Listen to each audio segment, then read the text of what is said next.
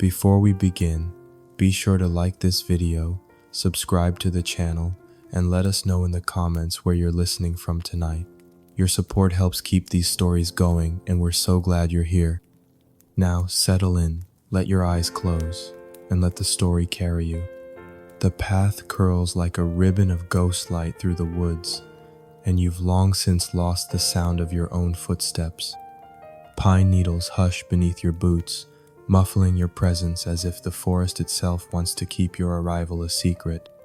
A hush, not unfriendly, but ancient as though every moss-laced tree remembers what you do not yet know. You left the last village behind before dusk fell fully. They had warned you not to follow the ridge trail at this hour. The fog comes fast, the innkeeper had said, half whispering as if the mist might hear him. And the things that live inside it are not meant to be disturbed. But you hadn't come this far to turn back. Your pack is light books mostly, journals, a few apples, wrapped carefully in linen. The weight of solitude is heavier than anything you carry. You don't remember when you started dreaming of this place, only that the dreams grew louder, a manor buried in ivy, a silver gate that would not open unless you whispered something you didn't yet know. A man standing in the window with eyes like rain clouds. The air cools as you climb higher. Mist creeps like breath through the forest floor, lapping at your ankles, thickening into a low fog. You pull your scarf tighter. The world dims to pewter. Shadows and trunks blur, one into another. And then without warning, the trees thin. You step out onto a stone path barely visible beneath the overgrowth. Roots like veins, cracked and knotted. Moonlight filters through the mist now, painting silver across the world. The manor waits ahead. It rises from the mountain like something dreamed, not built tall windows half-shuttered, the bones of balconies reaching skyward like ribs. Ivy strangles the stone, no candles burn, no smoke curls from the chimneys. Yet the door is open. You hesitate at the threshold. The wood is carved with runes you don't recognize, softened by time and frost. There's a scent of something old and sweet wax, dried lavender, the faintest curl of ash. You step inside. Silence greets you like an old friend, the kind of silence that lives in cathedrals or deep lakes, or between the covers of forgotten books. The foyer is vast. Dust motes float in shafts of moonlight like slow snow. The air carries the chill of long abandonment, but not decay, not ruin, just stillness, a slumbering kind. You wake to birdsong, not just one now, but many, low and uncertain at first, like a choir remembering its harmony, then fuller, stronger, until it feels like the whole forest is exhaling through feathers and wings and song. You sit up slowly. The morning light filters through the windows like something sacred. It stretches in long ribbons across the bed, the floor, your arms. Alaric is already up, standing at the window, watching the dawn with the same reverence he once reserved for silence. You say his name. He turns. And he smiles not with caution, not with surprise, but with certainty. You're still here, he says, like a prayer. So are you. He crosses to the bed and sits beside you. Did you sleep? You ask. He nods. And I dreamt. You lean against his shoulder. What did you see? He closes his eyes. You, sitting in the garden, reading to me, and I wasn't afraid to listen. You smile. You've never been afraid of me. No, he agrees. Only of what I might remember when I'm near you. And now? I want to remember all of it, he says. Even the pain, even the hunger, because somehow, being with you has made me brave enough to feel it again. You thread your fingers through his. He exhales slowly. You feel the warmth of it against your temple. Together, you walk down to the kitchen. It's fully lit now, sun pouring in from high windows that had been shuttered for centuries. A pan rests on the stove. Eggs, bread, fruit. You both stop and stare at it. Alaric blinks. I haven't eaten in. He trails off. You reach for an apple, hold it out to him. He hesitates, then takes it, and bites. Not violently, not like a creature of myth, just a man remembering sweetness. He chews, swallows, and then, so softly you almost miss Ide laughs. I miss this, he says, wiping juice from his lip. You remembered fruit. I remembered joy. You eat together in silence. The simplest meal you've ever shared with anyone. But it fills something that had been hollow for too long. When you step outside for the first time since your arrival, the world doesn't vanish. The fog has lifted entirely. The trees are clear and strong. The path through the forest is visible now, not a trap, but an invitation. You walk it hand in hand. The air is cool and soft. The wind plays in the trees. And Alaric doesn't hide from the light. His skin is pale, yes, but no longer bloodless, no longer hidden from the sun. He blinks at the brightness like someone waking up. This forest used to feel like a cage, he murmurs. And now? He glances at you and says, now it feels like a garden. You wander together through places he hasn't visited in lifetimes. The ruins of an old chapel, overgrown but not broken. The edge of a brook where the stones hum with old forgotten songs. A tree that leans sideways, bent by time but still flowering. Everywhere you go, he touches the world like it's a miracle. And maybe it is. Not because it changed, but because he did. When you return to the manor, the door is open. The hallway glows. But something is different. A new door has appeared at the end of the west corridor. No lock, no keyhole, just smooth, dark wood carved with the shape of two hands facing each other, not quite touching. You both stop in front of it. Alaric places his palm over one of the carvings. Nothing happens. He looks at you. You press your hand to the other. The door sighs and opens. Inside, a room neither of you has seen, and yet you know it was always waiting. It is not grand, not ancient, just yours.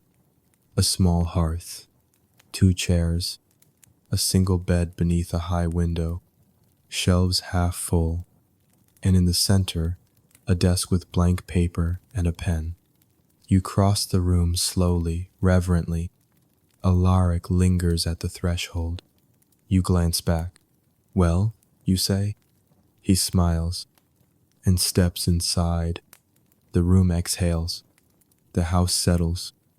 And outside, the sky shifts slightly bluer. You both sit on the edge of the bed. No one speaks for a while. Then he says, I used to think the only way to survive forever was to feel nothing. You take his hand. And now? Now I think the only way to truly live forever is to love, even if it hurts, even if it ends. You nod. Even if we lose each other someday, he says, I would rather remember you than forget myself again. You rest your head on his shoulder and say, then we'll remember, together. Outside, the world doesn't stop. It doesn't need to. Because in here, in this quiet corner where time forgot to break you, a heart that once slept forever has learned how to stay awake. To your left, a staircase winds up into the shadows, banister carved with twisting vines. To your right, a pair of tall double doors half ajar, as if someone left in a hurry and never returned. You walk slowly. Every step echoes. Beyond the doors, a library. And oh, it's everything your dreams promised.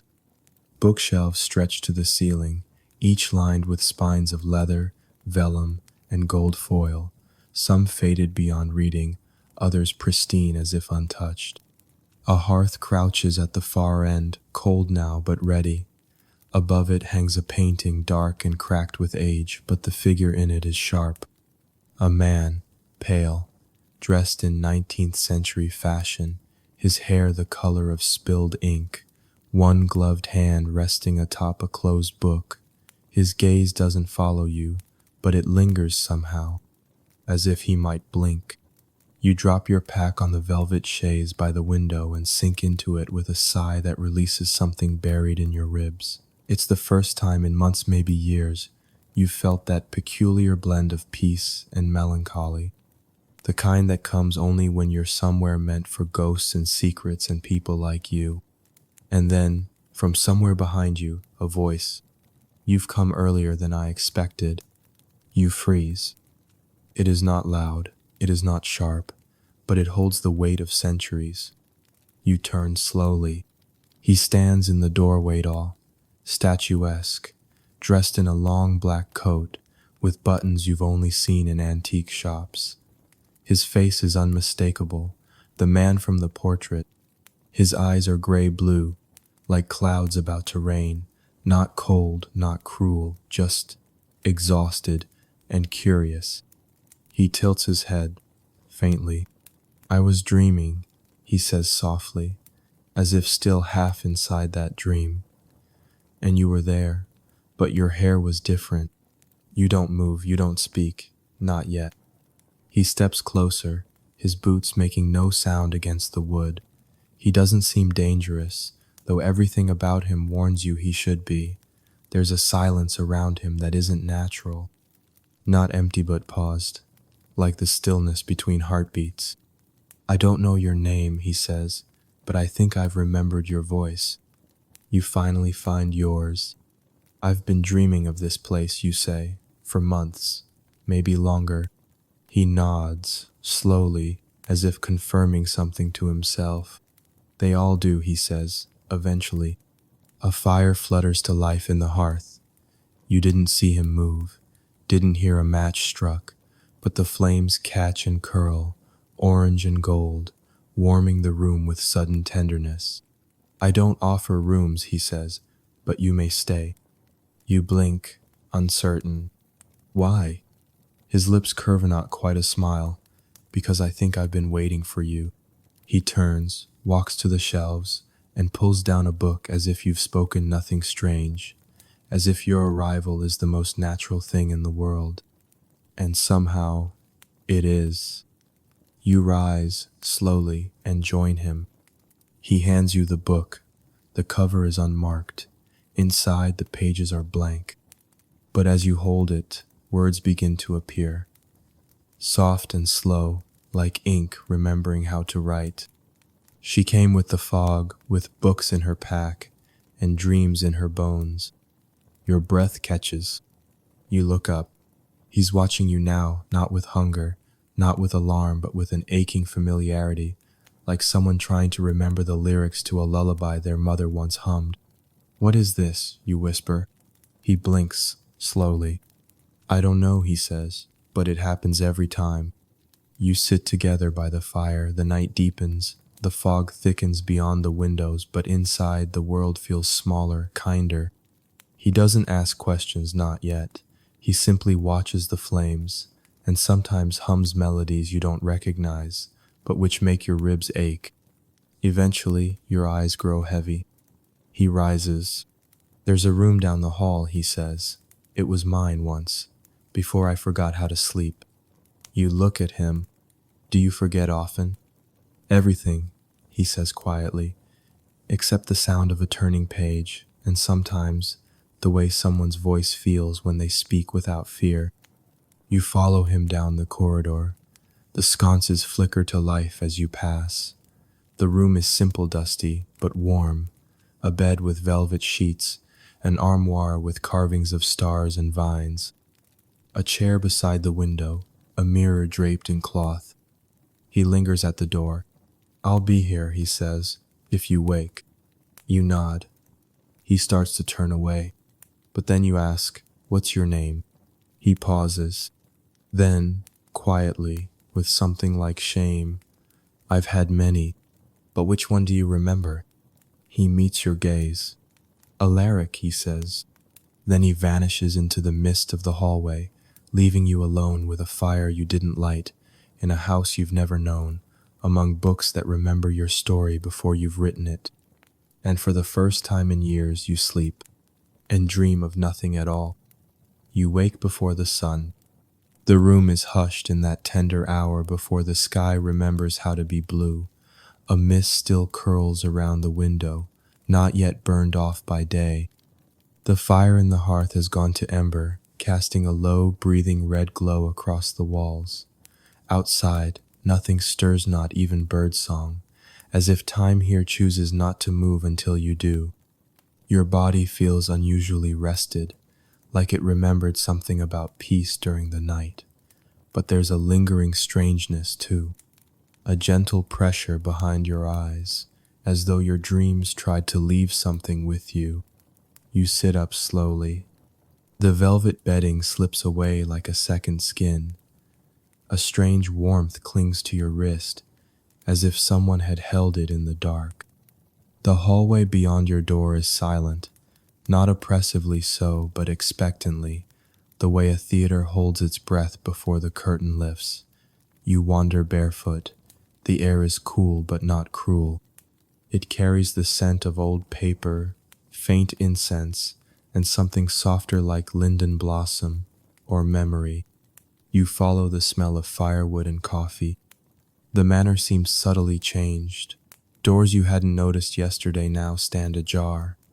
A staircase you don't remember glimpsing spirals upward in the east wing. And at the center of it all, the library. You return there. Alaric is seated in one of the armchairs near the hearth, turned half toward the window. A book rests closed in his lap, one long finger marking the page. He's still a sculpture, lit only by the morning light filtering through glass that's been softened by centuries of dust. His profile is striking in a ruined sort of way, not perfect, too angular, too stark but unforgettable. His eyes flick toward you before his head turns. "You slept," he says.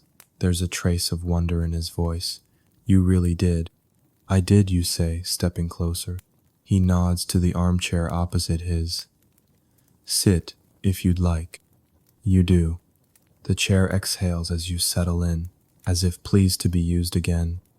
There's a steaming cup already set on the low table between you, pale ceramic, delicate as bone. You look at him, eyebrows raised.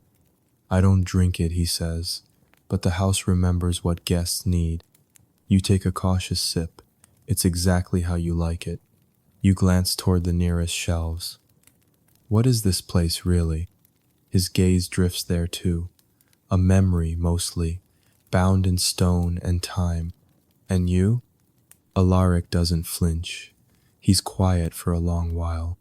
"I'm what's left when memory forgets the shape of a man." He says it without sorrow, as if he's made peace with the idea. You lean back. "That sounds lonely." "It is, except for the dreams. They bring people sometimes. Wanderers, seekers." He pauses, looking at you again. "You're different, though. You're staying." You let the words settle between you. He isn't asking. He's simply stating a truth the manor already knew. "And the others?" you ask. "The ones who came before me." He looks into the fire. "They don't stay. They always want to be rescued from something. But you," his eyes meet yours, "you don't want to be rescued. You just want to rest." It surprises you how much that strikes. You hadn't put it into words, not even to yourself. But he's right. You aren't here looking for answers or salvation. You came because you were tired. And because something in your bones said this place was waiting for you. Alaric rises smoothly and begins pacing, one hand trailing along the spines of the books. "I used to know stories," he says. "Not just remember them. I used to feel them, carry them, live them. But time, it wears things down. I can't remember the color of blood anymore. Can't remember the warmth of a throat, the ache of hunger. Only words, and even those are beginning to fade." You watch him. He doesn't speak like a monster. He speaks like a scholar at the end of a very long life. You say softly, "You were a vampire." He pauses. Not in denial, but in recollection. "Yes," he says. I suppose I still am. You sip your coffee again. It's odd. The idea should frighten you, but it doesn't. There's no predator in the room with you, just a shadow who forgot how to cast one. He turns toward you. Does that scare you? No, you say truthfully. It should, but it doesn't. He nods slowly. Then you are what I thought you were. You tilt your head. And what's that? A woman not ruled by fear. The fire cracks gently. A log collapses into glowing embers. He leans against the hearth and studies you in that still, unblinking way he has. I think I used to write poetry, he says after a moment. It's the only thing that still echoes. Do you remember any of it? Only the endings. Tell me one. He hesitates, then speaks, voice slow, like reading from a page worn soft by time. And if she came with breath and name, I'd let her in despite the flame. For love, when quiet, breaks the grave, not with thunder but the sound of her staying. You don't respond at first. The quiet between you is its own kind of intimacy. You study the man across from you, the way he holds stillness like a second skin, the way his eyes flicker not with firelight but with memory. How long have you lived here, you ask? I don't know, he says. Centuries, perhaps, or maybe only days. Time moves strangely once you stop being part of the world. You want to ask more, but something in his voice makes you stop. He's not ready, not yet. Some things must be coaxed, not claimed. Instead, you rise and step toward the tall windows. The fog has begun to lift outside.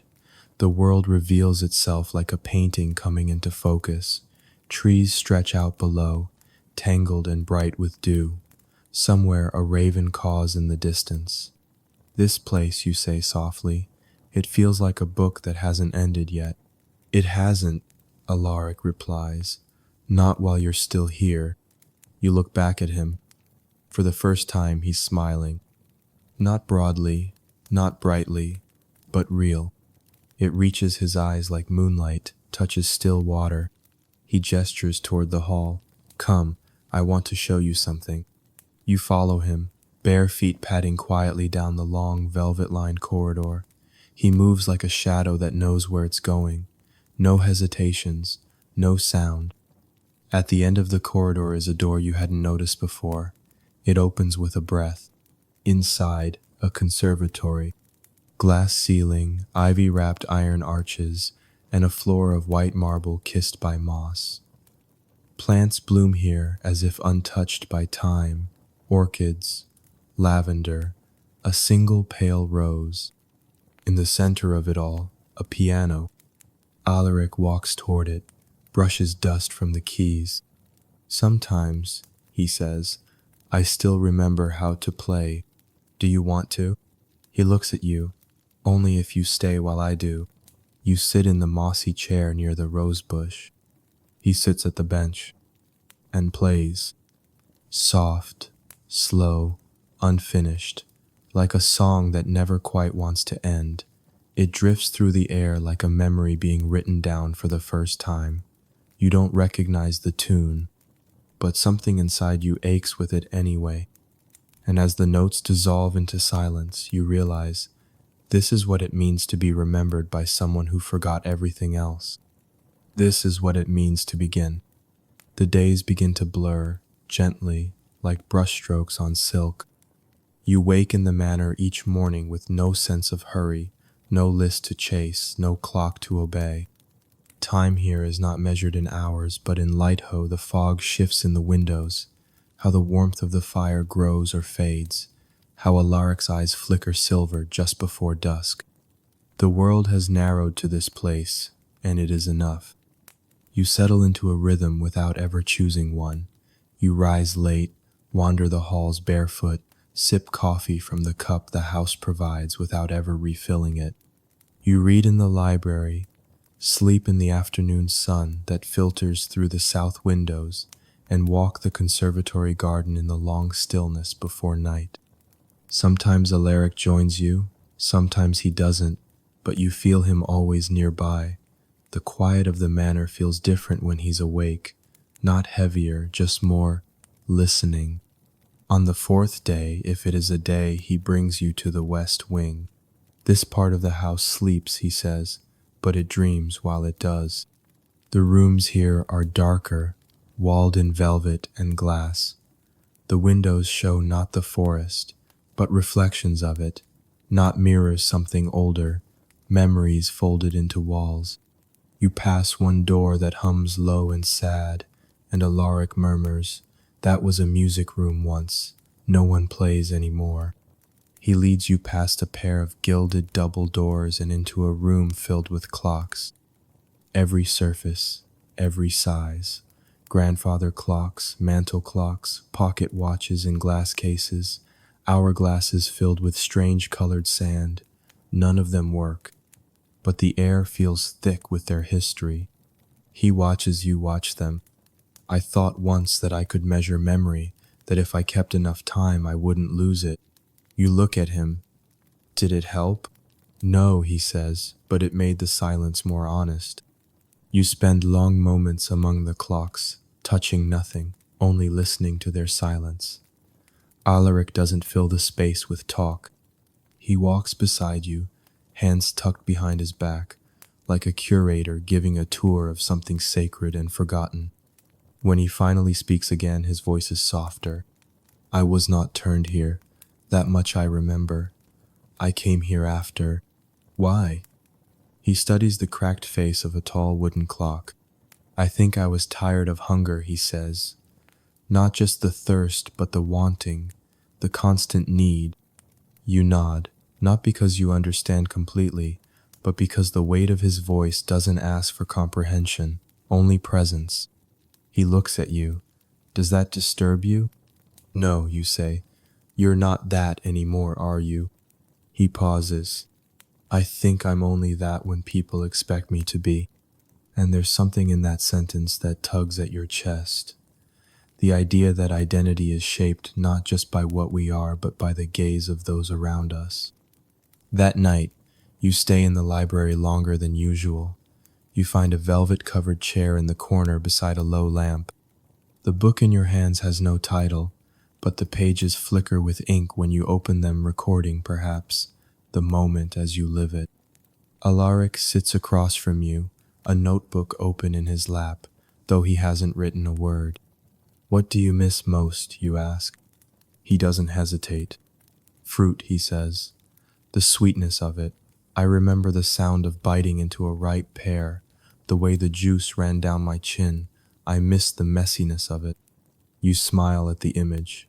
That's unexpected. He smiles faintly in return. When everything becomes eternal, you start to long for the things that spoiled. You close your book gently. And people? He exhales not in pain, but in caution. I remember a woman once. I don't think I loved her, but she made me want to live slower. She taught me how to see the sky differently, not as something I was banished from, but as a ceiling that could still belong to me. What happened to her? She died, he says, like they all do. He doesn't say it cruelly. He says it like rain describing the fall. You nod. But you still remember her. I do, he says. Not her name, just her laugh, and the shape her hair made on the pillow. The room is quiet again. He stands and walks toward the fireplace, gaze settling into the flames. His silhouette glows at the edges, haloed by gold and orange, like some forgotten deity rendered in firelight. There's a part of me, he says, so quietly you almost miss it, that fears remembering too much. Why? Because it will hurt, he says, and because once I remember fully, I may have to feel it, all of it, not just the blood and sorrow, but the love too, and that might undo me. You don't answer with words. You cross the room and sit beside him on the rug, your knees touching his. You lean slightly, gently, not in invitation, but in trust. He doesn't move away. Instead, he shifts just slightly closer. His shoulder brushes yours. And the two of you sit there, not touching further, not speaking, as the fire murmurs and the fog presses its forehead softly against the glass. You don't realize you've fallen asleep until you wake. still seated, your head leaning on his shoulder. He hasn't moved. His coat smells faintly of cedar and candle wax. You stir, embarrassed, but he says nothing, only reaches to pull a velvet blanket from the back of the chair and drapes it around you without a word. You look up at him. His face is calm, but there is something raw in his gaze, something like reverence, as if you are more real than anything he has touched in 100 years. You whisper, "Do you sleep, ever?" He answers with the faintest smile, "Only when I forget not to." You wonder what would happen if he lay down beside you, if you fell asleep with your head against his chest. Would he remember his heartbeat? Would he remember the weight of his own bones? But you don't ask, not yet. Instead, you rest your head against his shoulder again, close your eyes, let the rhythm of fire and silence lull you deeper.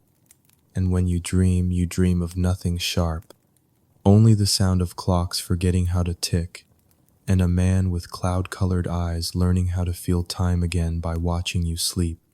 The manor breathes, not in the way a body does, with lungs and air, but in the way a memory inhales when someone finally returns to it. You begin to notice it more with each passing day. The creak of the stairs when you walk barefoot in the morning, the way the windows warm just before you touch them, the way your tea is always the perfect temperature, waiting in your favorite cup, even though you've never asked for it aloud. You never see servants, there are none. But the house listens, and in its own secretive way, it seems to care. Alaric tells you once, without looking up from a book, "It was built long before me, and it will remain long after." You're not so sure. It feels less like a building and more like a being, one that has grown to expect the shape of you. This morning, a door appears. You're certain it wasn't there before. At the end of the north corridor, past the linen room and the painting of the woman with the golden veil, a narrow wooden door now rests half open. It smells of rain and old cedar. There are no signs, no locks. You look back down the hall. Alaric is not in sight. And so, curious, you step in. The room is filled with weather. It takes a moment to understand what you're seeing. At first, it's only the cold breath of mist on your skin, then a ripple of air as if something large just passed overhead. And then light, soft and violet. You turn a corner and find a garden suspended in twilight. It shouldn't exist. Not here, not in the manor. And yet it does.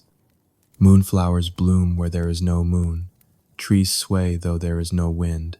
Stars drift lazily beneath glass as if the sky has collapsed into the floor. It is not a room, not really. It is a memory pretending to be a place. You step forward carefully. There's a small pond still as polished stone, and beside it, a bench carved with unreadable letters. You sit slowly, as if afraid to wake something. The silence here is not the silence of emptiness, but of reverence. Alaric finds you sometime later. You don't hear him arrive, but you feel the space shift just slightly, as if the memory recognizes him. He walks toward you but doesn't speak. He sits on the bench beside you, hands folded in his lap, looking out over the pond. "What is this?" you ask. "A room the house built for me," he says, "long ago before I forgot." You wait. He continues, "I think I loved someone here. I don't remember who. I don't remember her face, but I remember the way the leaves sounded when she laughed." You glance at the water. The surface begins to shimmer not like reflection, but like recollection. And for the first time, you see something that isn't your own. Two figures, one tall, pale, wrapped in a long coat, the other her shape softer, indistinct, as if the house has only saved the outline of her. They dance, slowly, no music, only the rustling of invisible trees. You hold your breath. Alaric watches them too, a faint tremor in his jaw. She left, he says, or she died. I think I drank from her, but I don't remember if I meant to. I don't know if she forgave me, only that I stayed after. I stayed, and I stopped eating. I stopped needing. I stopped trying. The image fades. You feel the ache rise in your chest, not as fear but as sorrow, not for what he did, but for what he lost and what he chose to carry alone. He doesn't speak again for a while. Then, but this room still remembers her. You turn toward him, slowly, quietly, like one does when a wild animal lets you sit close. She's not the one the house is listening to now, you say. He looks at you then, fully, without distance, without centuries in his eyes. No, he says, not anymore. That night, he shows you the observatory. It's high in the tower above the conservatory, a circular room you climb to by spiral stairs carved from black stone. The walls are made of glass, but it doesn't show the mountain. It shows the sky as it once was. Thousands of stars, entire constellations long forgotten, galaxies that never blink. You lie down on a long velvet cushioned bench, and Alaric sits beside you, hands clasped in his lap. This is how I remember the world, he says, not in towns or people, but in the way the stars used to shimmer before I forgot how to look at them. You close your eyes, but not to sleep, only to listen. His voice feels like a wind over pages, something ancient and tender. Why don't you leave? You ask. He pauses. Because I promised, he says. To who? I don't know, he admits, but I promised I'd stay until I could remember the name I was given, the last one she spoke.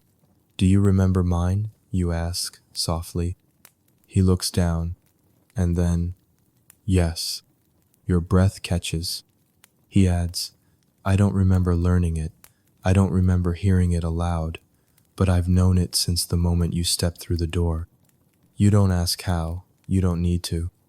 The room tilts toward stillness. Stars glint against the glass dome above like raindrops frozen in place. You feel his presence beside you, not looming but rooted. You whisper, say it. He does.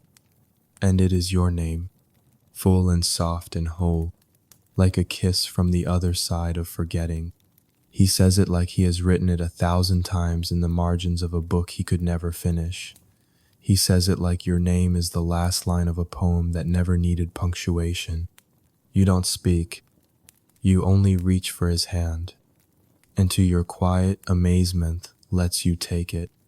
His fingers are cool, yes, but not dead, not brittle, not monstrous, just quiet, just long untouched. He doesn't squeeze your hand, but he doesn't let go. The house starts changing, not with grand gestures, no great movements or shifting walls, but in quiet, deliberate ways.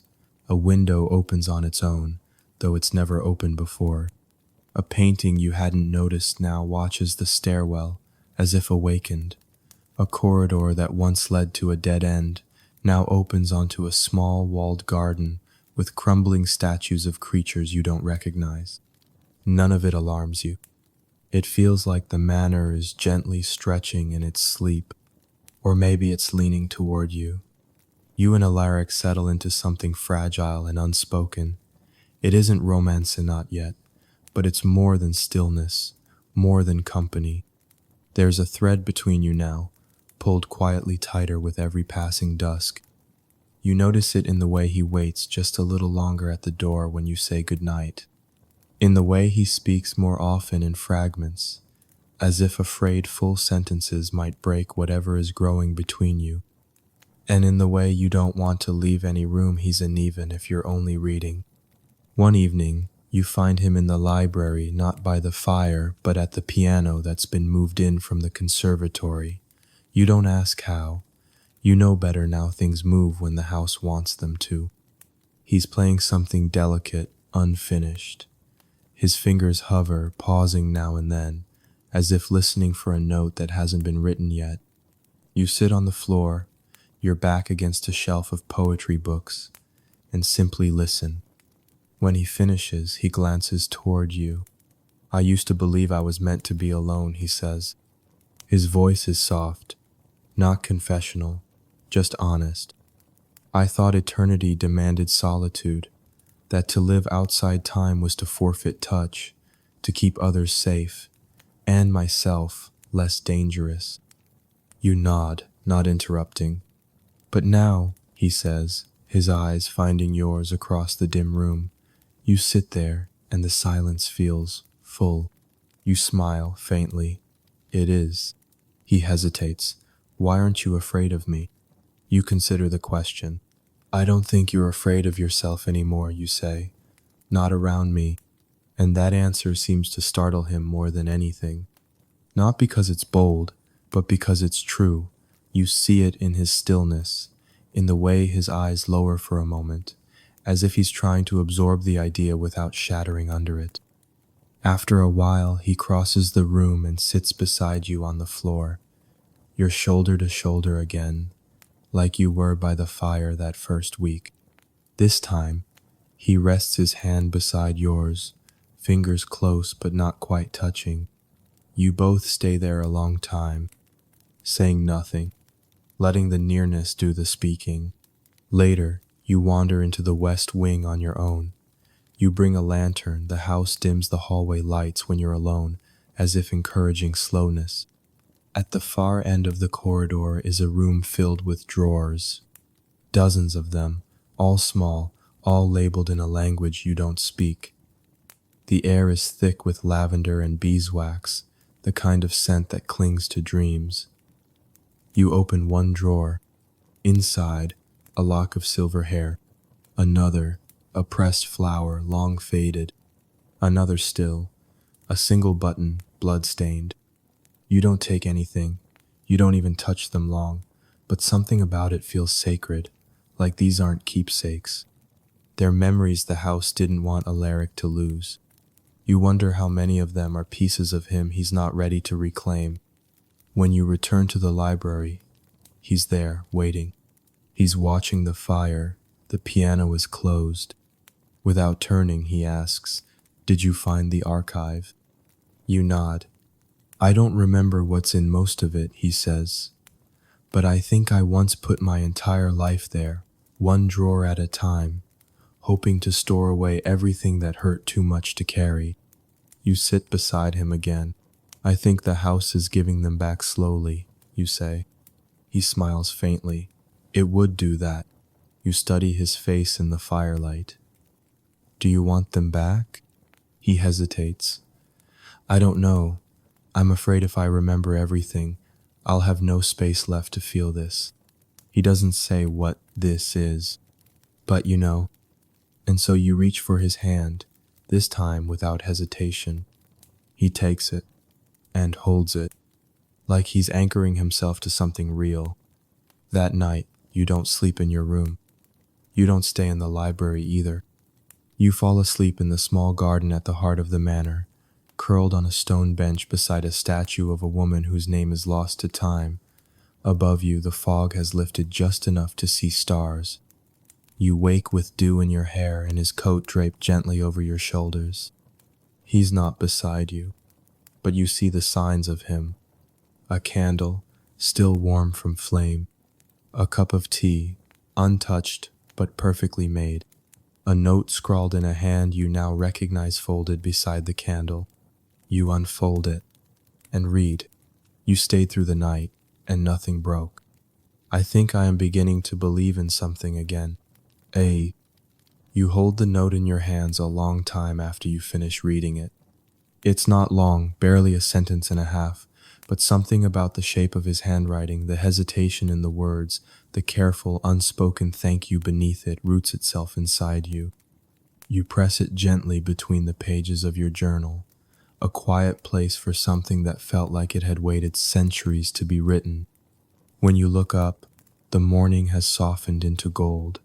The mist has thinned. The air smells like rosemary and lemon balm, drifting in from the garden wall. You close your eyes again and rest your cheek against the fabric of his coat. It still carries his scent, quiet books, candle wax, old cedar. There's a kind of tenderness in that. A man who cannot sleep laying his coat over a woman who can, as if memory has learned to care for presence. You wander through the house barefoot, coat still around your shoulders, and something strange begins to happen. The portraits blink. You see it first in the hallway near the music room, a woman in oil and gold leaf who turns her gaze just slightly to the right as you pass. Her lips part faintly, not in fear but in recognition. You pause. She watches. Then slowly, almost imperceptibly, she smiles. Later, in the great stairwell, you find a new mirrorle, and narrow, and wrapped in twisting vines of iron. You step in front of it, and for a moment, just before your own reflection catches up, you see Alaric behind you. Not in the room, but in the mirror. His face younger, bloodless, yes but bright-eyed, lips parted in quiet surprise. And beside him, your silhouette, wreathed in moonlight. You blink. The image fades. When you find Alaric in the study, he's reading a book that shouldn't exist. You recognize the binding before you see the title. It's your journal. You don't remember leaving it here. You don't remember writing as much as he's already reading, but there he is, turning a page, frowning in that way he does when something feels too close to truth. He doesn't look up. "I didn't take it," he says. "It appeared. I believe you." He closes the book gently. The house wants us to know one another. You sit across from him. You don't ask what he's read. You don't ask what he saw. Instead, you ask, "What don't you want me to know?" That makes him go still. The fire cracks once. He leans back. "I don't want you to know what I was like when I still fed. I don't want you to know the parts of me that were hungry and selfish and cruel." You nod. He adds, "And I don't want you to know how many nights I wished I had turned to ash. How many days I watched the sun rise and didn't feel anything except relief that I couldn't walk into it." He studies you. "Do you want to leave?" "No," you say. "I want to stay and know you anyway." That more than anything undoes him. He doesn't cry. He doesn't flinch. He just exhales, long and quiet, and whispers, "I don't remember how to deserve that." You smile gently. "That's fine. I don't remember how to need anything else." You sit like that for a long time, watching the fire. The piano waits nearby, unopened.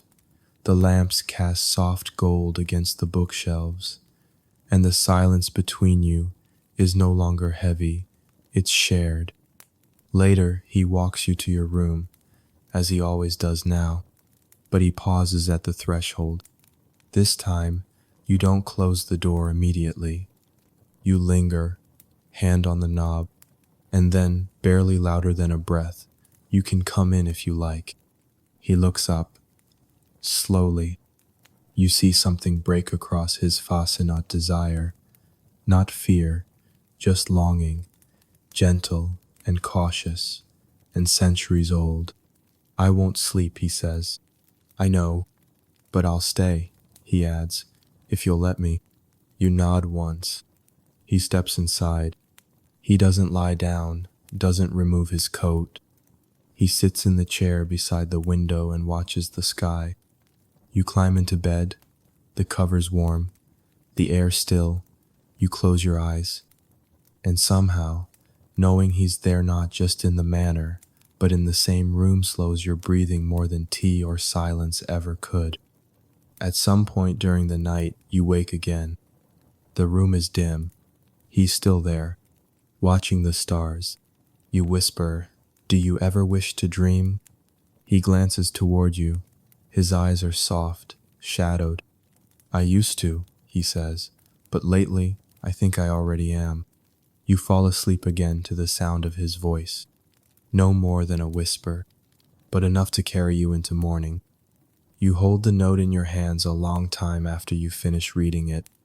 It's not long, barely a sentence and a half, but something about the shape of his handwriting, the hesitation in the words, the careful, unspoken thank you beneath it roots itself inside you.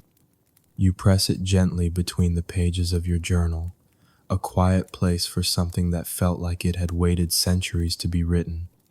When you look up, the morning has softened into gold, the mist has thinned, the air smells like rosemary and lemon balm, drifting in from the garden wall.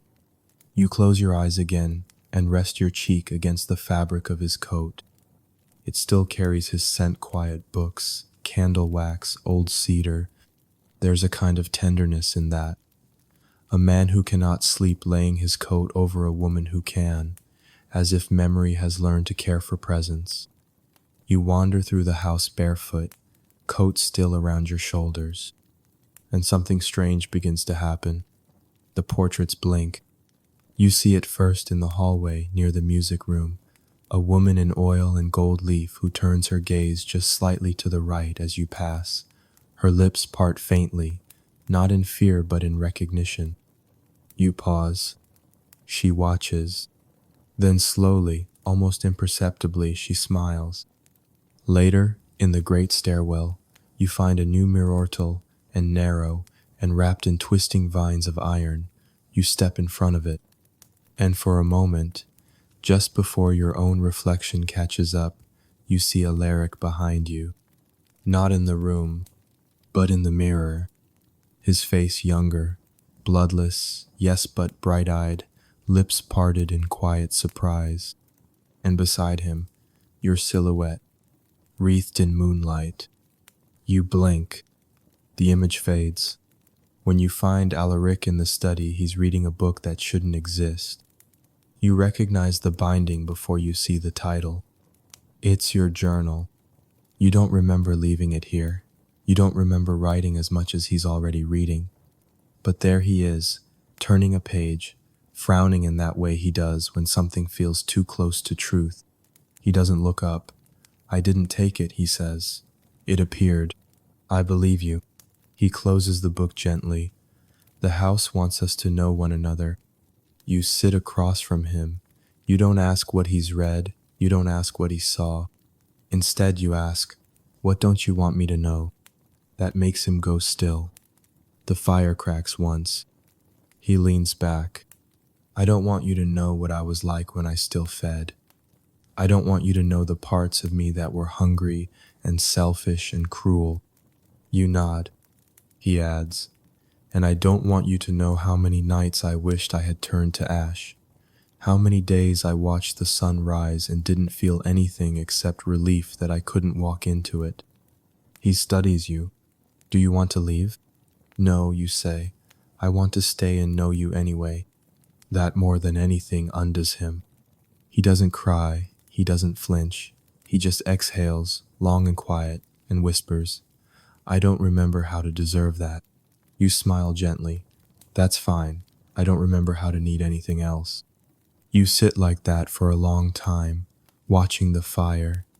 The piano waits nearby, unopened. The lamps cast soft gold against the bookshelves, and the silence between you is no longer heavy, it's shared. Later, he walks you to your room, as he always does now, but he pauses at the threshold. This time, you don't close the door immediately. You linger, hand on the knob, and then, barely louder than a breath, "You can come in if you like." He looks up. Slowly, you see something break across his fascinate desire, not fear, just longing, gentle and cautious and centuries old. "I won't sleep," he says. "I know, but I'll stay," he adds, "if you'll let me." You nod once. He steps inside. He doesn't lie down, doesn't remove his coat. He sits in the chair beside the window and watches the sky. You climb into bed, the covers warm, the air still.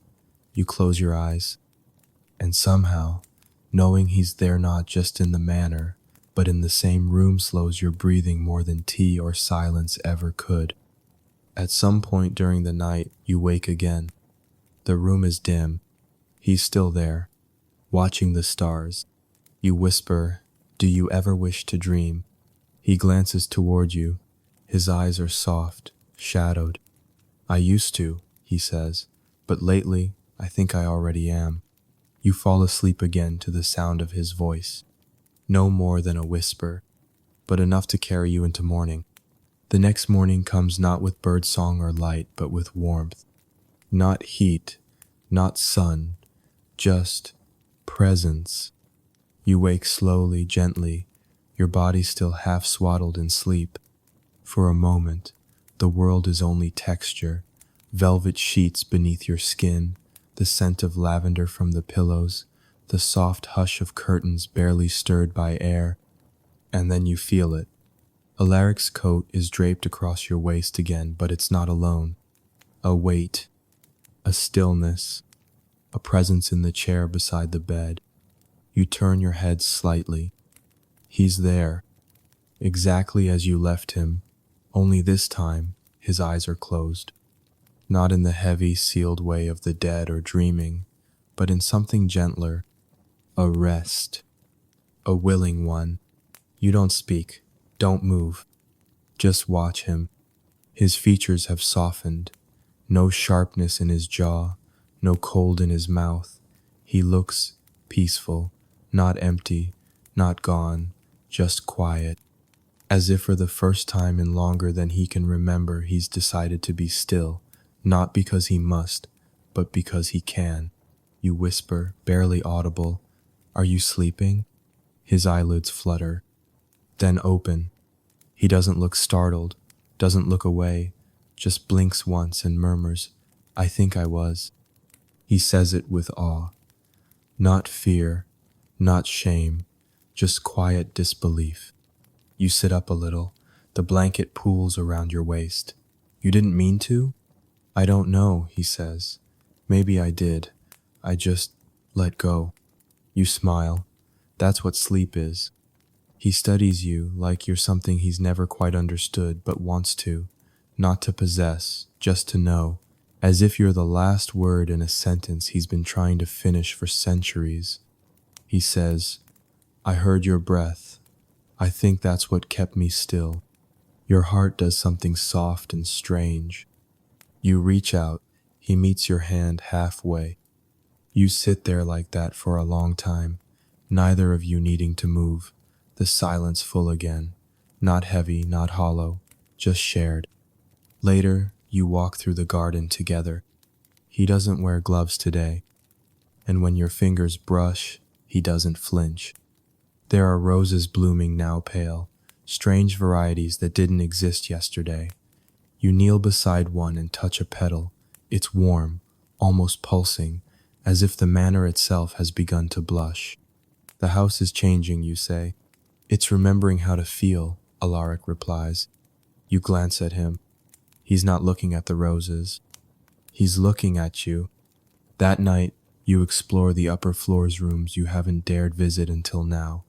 Alaric walks beside you, torch in hand, though the flames light themselves. You find what must have once been a ballroom. It's vast and echoing, with crystal chandeliers long dulled by dust. The floor is polished, marble veined in rose and obsidian. Music lingers in the corners, not actual sound, but a kind of memory trapped in the air. You can feel the ghost of waltzes past. Alaric steps to the center. He turns, slowly, then offers you his hand. You hesitate. "I don't know the steps," you whisper. "Neither do I," he says. "Let's get them wrong together." You step into his arms. He's cooler than you, but not cold. And when his hand finds the curve of your back, it feels like the missing half of a memory you never knew you had. You begin to move. Not dancing, exactly, just swaying, turning, breathing. And though there is no music, you both hear it. You rest your head against his chest. For a long moment, you listen to the silence there. But then so faint, so fragilely you hear it. A beat. Thump. Pause. Thump. You lift your head. He's gone still. You place your hand gently over his heart, and there it is again. Slow, uncertain, but real. A heartbeat. His eyes go wide. You say nothing, only nod, and press your palm flat against his chest. I don't understand, he whispers. You don't need to, you reply. It's enough that it's there. He breathes. Not a performance, not mimicry. Real, low and slow and unsure, but real. You stay in the ballroom long after your feet stop moving. He holds you, not tightly, not hungrily, just enough. And when the stars outside the window begin to fade into dawn, he says, I think I am becoming. You ask, becoming what? And he replies, whatever I was meant to be, now that I've stopped forgetting. You stay in the ballroom until the light begins to change. The color of moonlight fades into something gentler, the way watercolor softens at the edges when it meets water. The chandeliers above you no longer look like dead stars. They catch the morning glow, glinting faintly, modestly, like they're remembering how to shine without being asked. Alaric still holds you, arms loose around your waist, his forehead lightly touching yours. Neither of you speaks. There's a silence that lives between people who have nothing to prove to each other, and that's the silence you share now. When he finally pulls back, it's not to retreat but to study you again, as if your presence is something new each time his eyes find you, not in disbelief, but in awe. You look more alive here, he says softly. You tilt your head. Here? He nods. In this place, in this house, in this, whatever we've made. You too. He lets out a breathone of those breaths he once said he didn't need, but now seems to take more often, like his body is remembering what it's like to exist in motion. You say, you had a heartbeat last night. He nods again, this time slower. I did. And now? You don't touch his chest, not this time. Instead, he takes your wrist gently and places your palm over his heart. Still there. Still beating, still slow, but undeniably his. You close your eyes. The rhythm is imperfect, hesitant, but it's trying. I didn't think it was possible, he says quietly. I didn't think love could bring something like this back. Is that what this is, you ask? You open your eyes. He doesn't look away. I think so, he says. And it isn't a question. You return to the garden that afternoon. The roses are climbing the walls now long, sleepy vines that wrap around the stone like arms around a neck. There's a bench beneath the willow tree, and he sits beside you, one hand resting beside yours. The sky is overcast, but you don't miss the sun. You haven't in days. You've changed since the first night I saw you, you say. He considers that. How? You were farther away then. He smiles faintly. I think I was afraid of being seen, and now I'm afraid of not being. You turn toward him, but he's already watching you. He says, I used to dream of sleep like a sin, something I'd lost the right to. And now? Now I dream of it like a promise. He leans in, not quickly, not to claim, just to rest his forehead against yours again. And he stays there, still, breathing, present. Later, in the library, he shows you the ledger. It's not a book you've seen before. It's large and ancient, bound in dark, cracked leather. The cover is blank, but the pages inside are fulsome yellowed, some inked in red, others in pencil so faint it looks like dust. What is this, you ask? My life, he says, or what he remembers of it. You trace a finger down the entries. Names, dates, brief memories, some tragic, some tender. One entry near the center simply reads, She was kind to me even when I forgot her name. You point to it.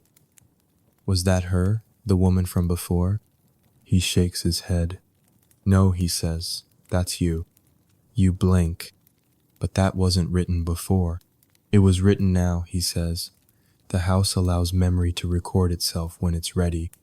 You don't speak.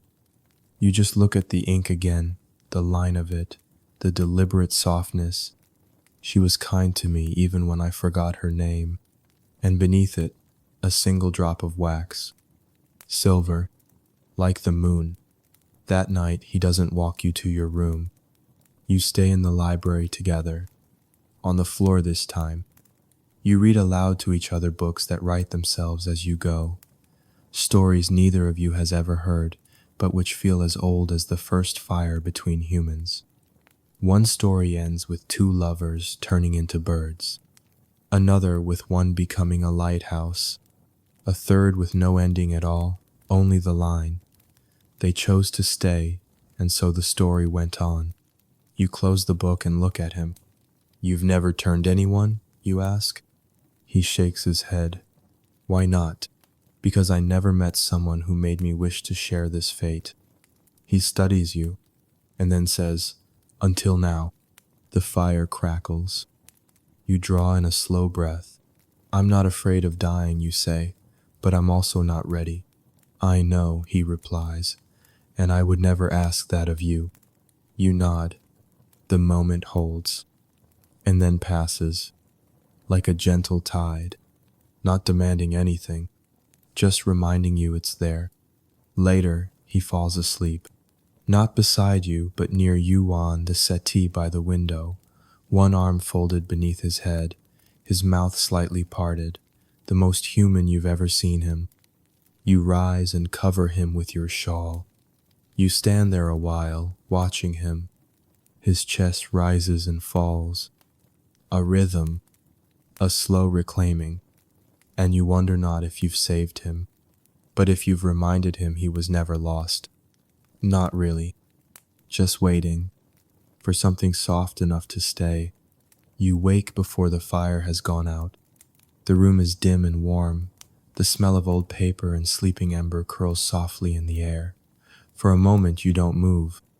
You simply lie there on the rug, wrapped in one of the library's forgotten blankets, listening to the faint, steady rhythm of Alaric's breathing. He's still asleep. You turn your head slowly. He's draped across the settee, just as you left him, shawl over his chest, one arm slung across his waist. His features are less sharp like this, unfurrowed, peaceful, not lost but at peace with being found. And his heart is still beating. You can hear it now, faint, in time with the fire's slow crackle, as if something in him is tethered once more to the rhythm of the living world. You rise slowly, barefoot, blanket still around your shoulders. The house is quiet but not empty. It watches gently, like a garden at midnight. You make tea. You don't know how the kettle's already warm when you enter the kitchen, the cup already waiting beside the tray. But the act of pouring it, of bringing it back to the library, feels like a ritual, a kind one. You set it beside the settee without waking him, then curl up again on the rug, and wait. He stirs eventually, not with alarm, but with the slow blinking of someone who didn't expect to be asleep and isn't yet sure how it happened. You sit up, smiling. You slept, you whisper. He nods, rubbing his eyes. And dreamt, he says. Or remembered. What did you see? He doesn't speak for a moment, then very quietly, you, but not like this. It wasn't here, it wasn't now, but it was still us. You tilt your head. Do you think we've met before? In another time? He asks. In another life.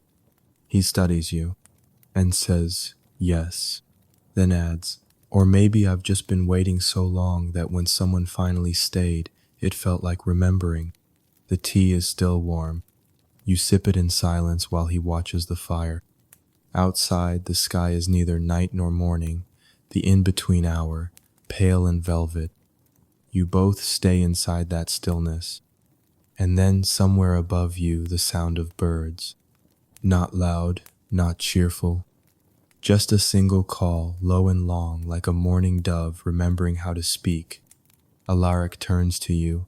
The birds don't sing here. They do now. He rises and walks slowly to the window, opens it, and just like that light, soft, full, gold, it doesn't hurt him. He doesn't shrink. He stands in it and breathes. You join him. Your hand slips into his without needing to ask. He squeezes it gently, like testing his own strength, not in muscle, but in meaning.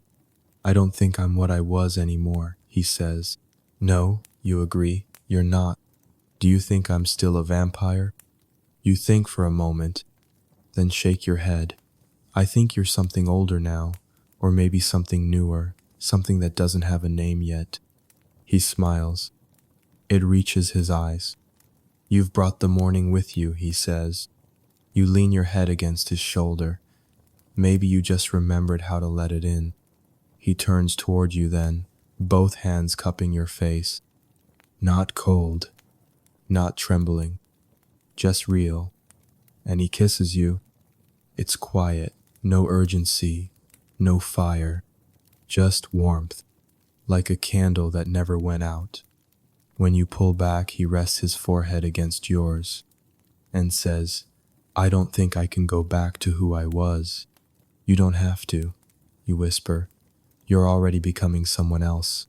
I'm afraid. I know. He pauses, but I'm not afraid of you. And there it is, the quiet truth, the one that had been waiting between every shared silence, every glance, every held breath. Not desire, not escape, not salvation, just this, presence, shared, freely given. You spend the day walking the halls together. The manor continues to bloom. Rooms long sealed now open. Dust peels away without effort. Music returns not from the piano, but from nowhere and everywhere. A soft melody that drifts down staircases, curls beneath doors, and lifts curtains with no wind. The painting in the main corridor changes. You both stop and stare. It used to be a woman in gold, face turned from view. Now, it's the two of you. Not perfectly rendered, not romanticized. Just together. Alaric seated in the library, your form behind him, hand on his shoulder, a fire lit, a book open, his head turned as if you just called his name. And in the corner, etched so faintly you almost miss it, let her stay. Alaric reads it, then turns to you. I think the house wants me to ask. You meet his eyes. I already answered, you say. He nods. Still, he murmurs, may I say it out loud? You take his hand. Yes. He smiles. Then stay, he says. Stay, not to be safe, not to be lost, but to be here, in this, with me. You nod. I will. And the house, for the first time, exhales. The sound rolls through the walls, through the stones, through the trees outside. A hush, then peace. The promise of a night that no longer needs to end. That evening, the candles light themselves before you even enter the room. Every hallway is already aglow. Each flame flickers gently, as if bowing toward your presence, not in reverence but in welcome. You walk hand in hand through the east wing. The tapestries no longer sag with dust but hang smooth and clean, their faded patterns reborn, starlit fields, wings made of wind, a woman holding a book with no words yet written. You pause beneath one where a figure long-coated, pale, and familiar kneels in a garden, not in sorrow but in stillness, palms open. You wonder how many times the house has recorded you. Alaric brushes his fingers against the tapestry. I never saw this one before. Maybe it only appeared because we're here now. He glances at you. Or maybe the house waited until I was ready to see it.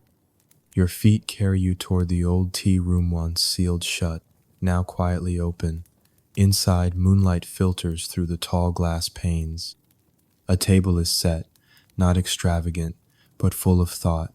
2 chairs, simple porcelain, a tray of tiny silver spoons, sugar cubes, and honeycomb. You sit across from him. For a while, neither of you speaks. Then gently you ask, "What happens now?" He stirs his tea, though he never adds anything. Just turns the spoon, slow and rhythmic, like he's learning how it feels to wait without hunger. "I don't know," he admits, "but for the first time in my life or afterlife, I don't need to know." You nod. It's strange how complete you feel here, not because anything dramatic has happened, not because a spell was broken or a danger vanquished, but because something settled, some thread found its knot, some longing found its answer not in words, but in presence. "You're not cold anymore," you say. He tilts his head. "No?" You smile. "No, your hands are warm." He holds one up and stares at it like it belongs to someone else, then reaches across the table and places it over yours. You both feel it, not heat like a flame, but warmth like a home. When you return to the conservatory, the night has thickened to velvet. The plants sway though no wind touches them. Moonflowers bloom and shift, glowing faintly. Somewhere, a lullaby hums not sung by any voice, but breathed by the walls. Alaric opens the door to the observatory. The stars above are closer tonight, as though the house has drawn the sky inward. You lie on the velvet cushions side by side. He doesn't speak, but he watches you, as if trying to memorize your breath, as if he can't believe you're still here. You turn your head toward him, and he whispers, "You could leave, there's nothing binding you." "I know, but you're staying anyway." You nod. "I don't want to belong to the world the way I used to," you say. "I want to belong here, to something that listens, to someone who remembers, even when it hurts." He closes his eyes. The air between you grows fuller, denser, quieter. Finally, he says, "Then let me give you something." You sit up. He does too. From his coat, he pulls something small and old, a locket. Oval, tarnished silver, chain broken. He holds it out to you. "I found it in the drawer marked Begin Again," he says. "The house placed it there this morning." You open it carefully. Inside, a sketch. Faint lines, a woman's face. Not quite yours, but near enough. Hair unbound, eyes open. Alaric says, "I think I drew that before I forgot how. I think you remembered." You press the locket to your chest, and suddenly the world feels still, as if, for just this moment, no one is waiting for anything else to happen. No past pulling at the edges, no future rushing forward. Just now, this now, you and him, a man who has lived long enough to forget his name, and a woman who answered to none but her own. Later, when you lie in your bed, his coat over your shoulders again, he stands in the doorway, watching you. He doesn't speak, but you can tell. He wants to, so you say it first. You can stay, and he does. He sits on the edge of the bed, one leg folded beneath him, the other foot on the floor. He doesn't touch you, but he watches over you. As you fall asleep, as your breath slows, as the room darkens not into fear but into peace. And somewhere, in the deepest part of the house, a door unlatches. A room that hasn't been opened in centuries quietly lets in air. A mirror clears. A journal writes a new page. She came not to change him, but to stay beside him. And the night, for the first time, was no longer afraid to end. You wake to birdsong, not just one now, but many. Low and uncertain at first, like a choir remembering its harmony, then fuller, stronger, until it feels like the whole forest is exhaling through feathers and wings and song. You sit up slowly. The morning light filters through the windows like something sacred. It stretches in long ribbons across the bed, the floor, your arms. Alaric is already up, standing at the window, watching the dawn with the same reverence he once reserved for silence. You say his name. He turns, and he smiles not with caution, not with surprise, but with certainty. You're still here, he says, like a prayer. So are you. He crosses to the bed and sits beside you. Did you sleep? You ask. He nods. And I dreamt. You lean against his shoulder. What did you see? He closes his eyes. You, sitting in the garden, reading to me, and I wasn't afraid to listen. You smile. You've never been afraid of me. No, he agrees. Only of what I might remember when I'm near you. And now? I want to remember all of it, he says, even the pain, even the hunger, because somehow, being with you has made me brave enough to feel it again. You thread your fingers through his. He exhales slowly. You feel the warmth of it against your temple. Together you walk down to the kitchen. It's fully lit now, sun pouring in from high windows that had been shuttered for centuries. A pan rests on the stove. Eggs, bread, fruit. You both stop and stare at it. Alaric blinks. I haven't eaten in. He trails off. You reach for an apple, hold it out to him. He hesitates, then takes it, and bites. Not violently, not like a creature of myth, just a man remembering sweetness. He chews, swallows, and then, so softly you almost miss Ith laughs. I miss this, he says, wiping juice from his lip. You remembered fruit. I remembered joy. You eat together in silence. The simplest meal you've ever shared with anyone. But it fills something that had been hollow for too long. When you step outside for the first time since your arrival, the world doesn't vanish. The fog has lifted entirely. The trees are clear and strong. The path through the forest is visible now, not a trap, but an invitation. You walk it hand in hand. The air is cool and soft. The wind plays in the trees. And Alaric doesn't hide from the light.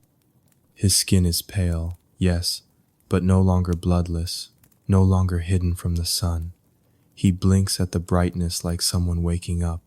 This forest used to feel like a cage, he murmurs. And now?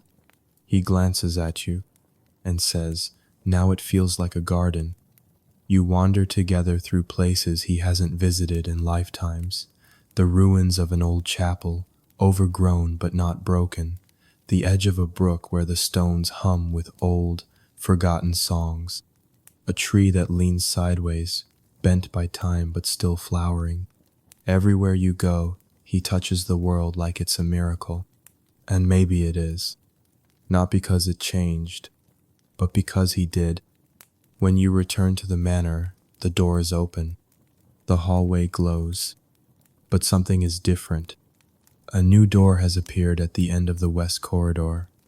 No lock, no keyhole, just smooth, dark wood carved with the shape of two hands facing each other, not quite touching.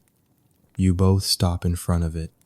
Alaric places his palm over one of the carvings. Nothing happens. He looks at you. You press your hand to the other. The door sighs and opens. Inside, a room neither of you has seen, and yet you know it was always waiting. It is not grand, not ancient, just yours. A small hearth, 2 chairs, a single bed beneath a high window, shelves half full, and in the center, a desk with blank paper and a pen. You cross the room slowly, reverently. Alaric lingers at the threshold. You glance back. Well, you say? He smiles and steps inside. The room exhales. The house settles, and outside the sky shifts slightly bluer. You both sit on the edge of the bed. No one speaks for a while. Then he says, "I used to think the only way to survive forever was to feel nothing." You take his hand. "And now? Now I think the only way to truly live forever is to love, even if it hurts, even if it ends." You nod. "Even if we lose each other someday," he says, "I would rather remember you than forget myself again." You rest your head on his shoulder and say, "Then we'll remember, together." Outside, the world doesn't stop. It doesn't need to, because in here, in this quiet corner where time forgot to break you, a heart that once slept forever has learned how to stay awake. The first night in the new room is the quietest of them all. Not silent, the house still breathes. The fire still murmurs. Somewhere an owl stirs outside in the trees, but the quiet is deeper now, woven through everything like thread through cloth. You lie in bed, facing Alaric. He's already watching you. There's no tension in his brow, no question in his eyes. He reaches for your hand, and you give it without hesitation. Your fingers fit like they've always known each other, as if some part of you lived like this before, always reaching, always waiting. And now, found. His thumb brushes over your wrist, where your pulse sings softly beneath the skin. "I used to mark time by blood," he whispers, "by need, hunger, the absence of it, the ache." You nod, listening. "But now," he continues, "I feel time in your breath, in your voice, in the way your hair shifts when you laugh." He closes his eyes, and that's slower, softer, but somehow infinite. You say nothing. There's no need. Your presence is the answer to every sentence he's never finished. Later, while he sleeps, not just rests, you rise from the bed and light a candle. Its flame flickers tall and calm. You carry it to the desk in the corner and sit. The blank page stares back. And then you begin to write. Not about the past, not about his sorrow, not even about the strange, wondrous way the house grew roots around your footsteps. You write the present. "This morning, he kissed my shoulder before opening his eyes. He laughed at the way my hair stuck out like a crown. He said I looked like the dawn, waking without permission." Each word feels like a promise. You don't know how long you write. Time has stopped asking for attention. When you finally glance up, he's awake again, watching you from the bed, head propped against one hand. "You're recording us," he says. You nod. "I don't want to forget." You won't. "But I want to write it anyway."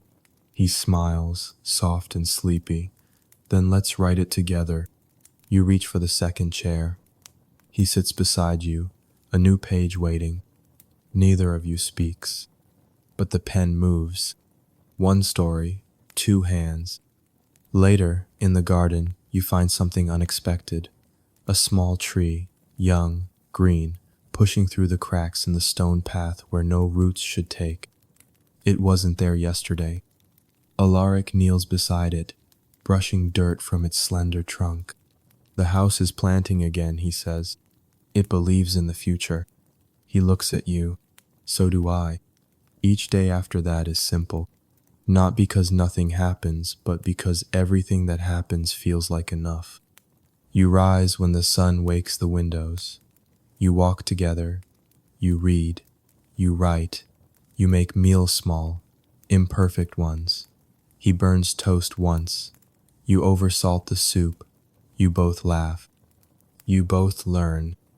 One evening, he paints you, not as you are, but as he sees you, barefoot in the garden, hair swept back, a book open in your lap, the house rising behind you, not in shadow but in light.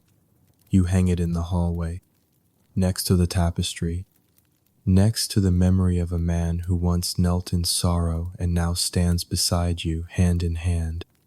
Some nights, he still wakes before you and watches you, not because he fears losing you, but because he still can't believe he hasn't.